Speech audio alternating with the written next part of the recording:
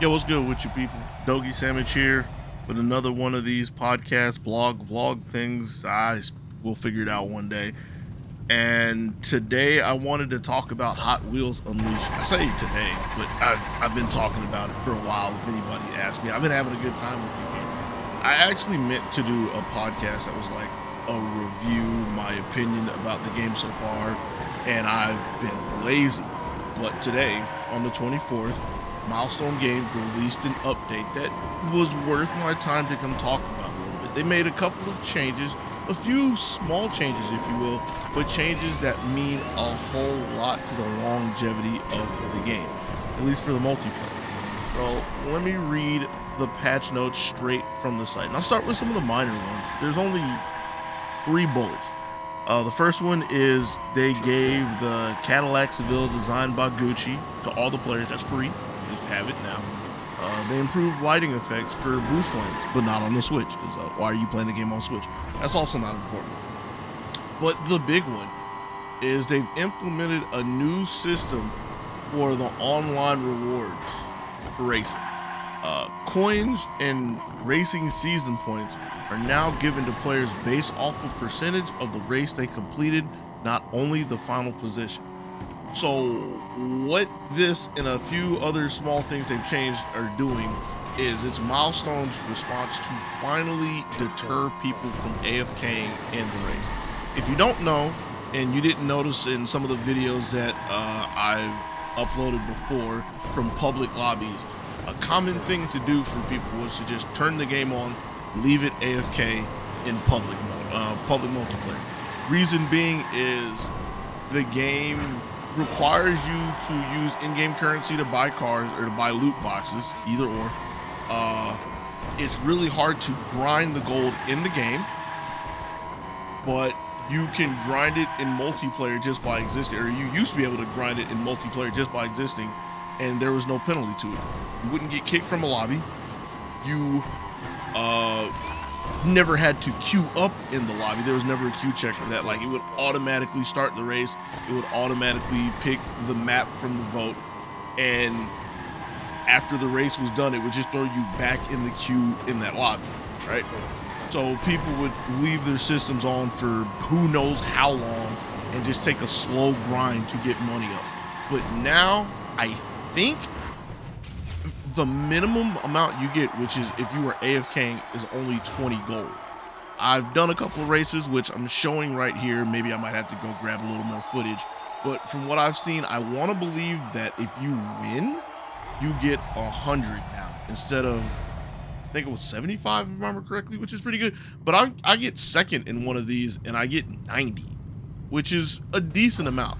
Truth be told, it's not really that important with the racing season going on. And if you have the battle pass, they give you so much gold you don't know what to do with it.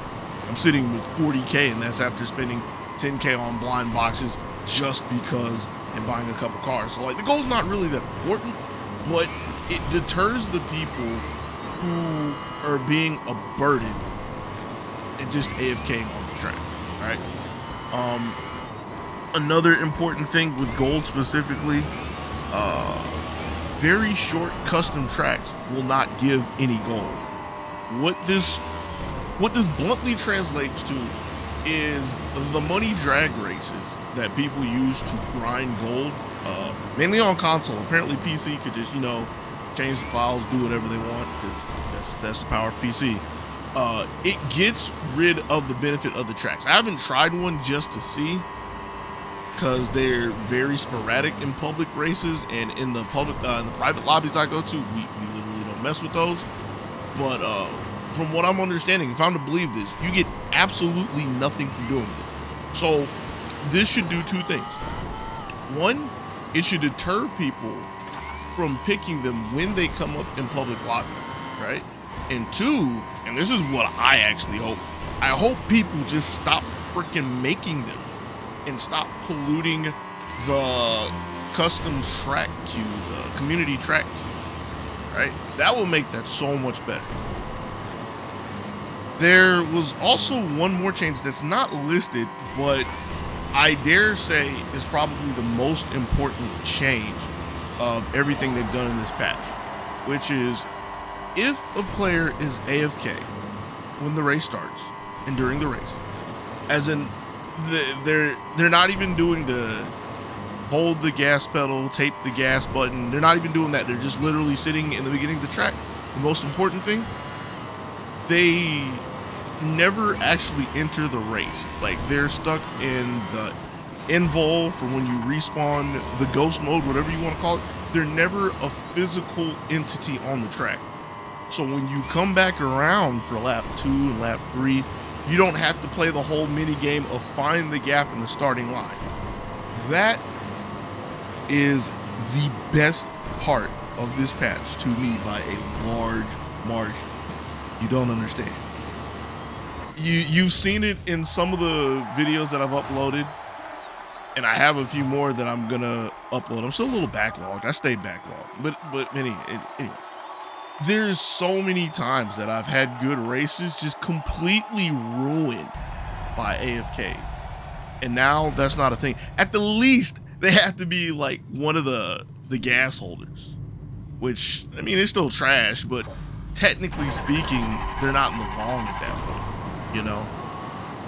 So it's cool to see that Milestone Games has time and time again been updating the game to respond to the community request, respond to community demands. And I specifically mean that because they some of the things that they've updated, some of the bug fixes, some of the things they've included, like the racing season, they were going to do that anyways.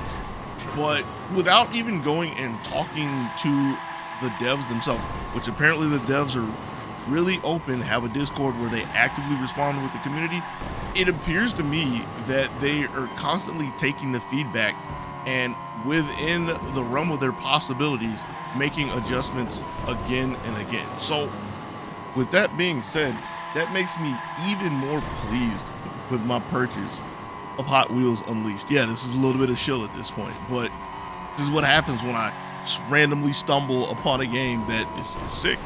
The game's sick. And like I've been telling people, I was just telling people at a fighting game tournament this past weekend, the game is sick, really sick to play. The thing that kind of held me back from completely throwing it at people has been the behind the scenes, under the hood stuff. But a lot of the problems that I have keep getting shaved off patch after patch. So yeah, as long as Milestone Games keeps working at it, I see a lot of potential for this game. I'm gonna keep playing it for a while. It may not be like one of the main things that I play for a long time, but yo, I will keep coming back to this game for quite a while, for the unforeseeable future at this point. With that being said, I'm gonna clip this, ship it up to YouTube and everything, and probably gonna poke around a few more public lobbies and see what's up. With that being said, I'm up out of here. Catch you later. Peace.